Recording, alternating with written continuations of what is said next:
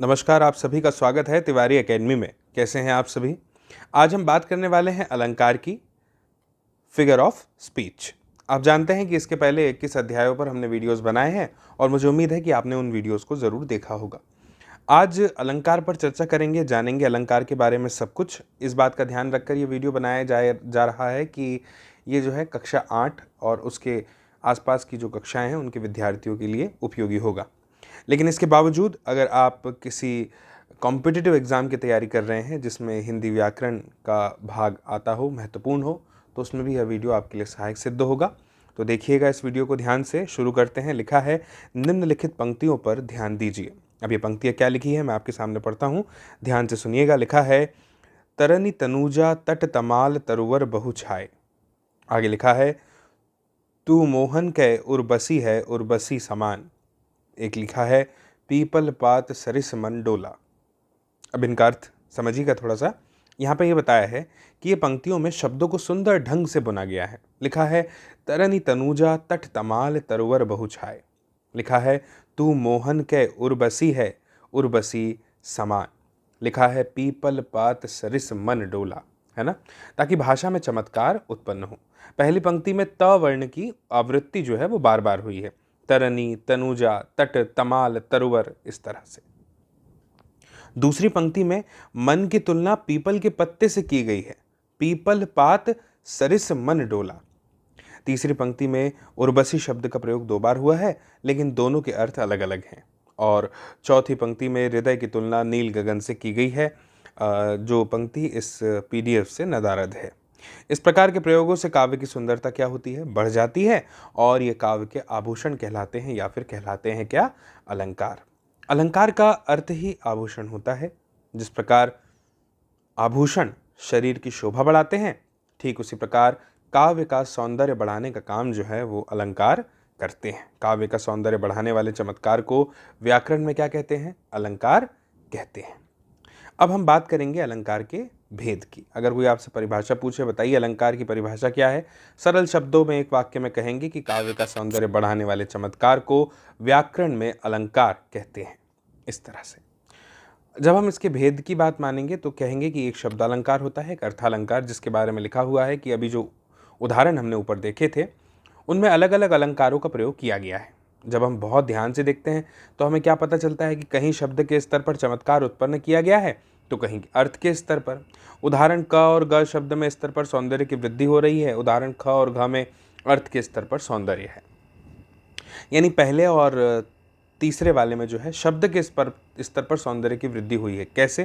त आया इसमें बार बार, और यहाँ पे ग वाले में भी क्या हुआ? उर्वशी उर्वशी 2 बार आए, दोनों के अर्थ अलग अलग हैं। इस तरह से चूंकि साहित्य में शब्द और अर्थ दोनों ही महत्वपूर्ण है, इसीलिए कुछ अलंकार शब्दों के चमत्कार पर आधारित होते हैं, जबकि कुछ अन्य के अर्थ के स्तर पर चमत्कार उत्पन्न करते हैं। अब ध्यान दीजिएगा थोड़ा सा। मैंने आपको बताया था कि इसी आधार पर अलंकारों के 2 भेद हैं, एक है शब्दालंकार और एक है अर्थालंकार। अगर बात करें शब्द अलंकार की तो इसके कुछ भेद हैं, इसके कुछ इसमें प्रमुख अलंकार आते हैं।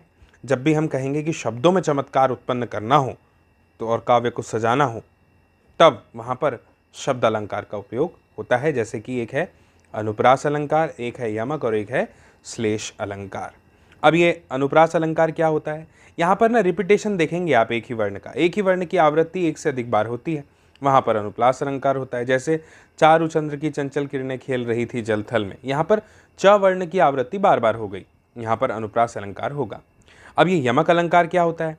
यहाँ पर एक शब्द की एक से अधिक बार आवृत्ति होती है, यानी रिपीटेशन होता है, लेकिन उसके अर्थ अलग अलग होते हैं। यमक मतलब ये होता है, जैसे काली घटा का घमंड घटा, यहाँ पे घटा शब्द की आवृत्ति 2 बार हुई है और दोनों जगह वह अलग अलग अर्थ प्रदान कर रही है। पहले घटा का अर्थ है काले बादल और दूसरे घटा का अर्थ है घटना, यानी कम होना। इस तरह से इसके बाद में है श्लेष अलंकार। अब ये श्लेष अलंकार क्या है? यहाँ पे एक शब्द का प्रयोग एक ही बार होता है, लेकिन उसके अर्थ एक से अधिक हो जाते हैं। जैसे जो रहीम गति दीप की, कूल कपूत गति सोए, बारे उजियारो करे, बढ़े अंधेरो होए। इस दोहे में बारे तथा बढ़े, इन 2 शब्दों का एक ही बार प्रयोग हुआ है, लेकिन इनके 2 अर्थ निकलते हैं। बारे का मतलब जलाने से और छोटा होने पर, और इसी प्रकार बढ़े का अर्थ बुझने पर और बढ़ा होने पर। इस तरह से यहाँ पर श्लेष अलंकार है। तो आप कहेंगे अनुप्रास अलंकार मतलब जिसमें एक ही वर्ण की उत्पत्ति बार बार हो रही हो। यमक मतलब कि एक ही शब्द का प्रयोग बार बार किया जा रहा है लेकिन अलग अलग अर्थ निकल रहे हैं। और श्लेष अलंकार का मतलब हो गया है कि एक ही बार शब्द का प्रयोग हो रहा है लेकिन अर्थ अलग अलग है उसके, एक से ज़्यादा। ये तो हो गए शब्दों के आधार पर शब्दालंकार। अब बात करते हैं अर्थालंकार की। अर्थालंकार में क्या होता है, शब्द के बजाय अर्थ में चमत्कार उत्पन्न हो रहा है, वहाँ पर अर्थ अलंकार होता है। इसमें अगर बात करें तो एक है उपमा, एक है रूपक, एक है उत्प्रेक्षा, एक है अतिशयोक्ति और एक है मानवीकरण। उपमा में देखिए, जहाँ किसी एक व्यक्ति या वस्तु के समान गुण धर्म को लेकर तुलना की जाए वहाँ उपमा अलंकार होता है। जैसे काजल की रेखा सी कतार है खजूर की, यहाँ पर खजूर की कतार को काजल की रेखा के समान बताया गया, यहाँ पे उपमा अलंकार है। स्वाभाविक सी बात, सामान्य सी बात है, उपमा दे रहे हैं हम, है ना, एक से दूसरे की, तो इसलिए उपमा अलंकार है। रूपक का मतलब नाम से स्पष्ट हो रहा है ना, एक वस्तु की तुलना दूसरी वस्तु से न करके दूसरी वस्तु का उसको रूप दे दिया जा रहा है।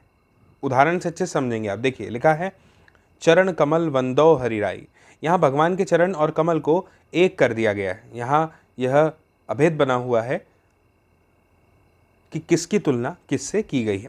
अतः यहाँ पे कौन सा अलंकार है, रूपक अलंकार है। एक है उत्प्रेक्षा अलंकार। यहाँ पे क्या होता है, एक वस्तु में दूसरी वस्तु की संभावना या कल्पना की जाती है। जैसे मैं आपको बताऊं, उस काल मारे क्रोध के तन कांपने उसका लगा, मानो हवा के वेग से सोता हुआ सागर जगा।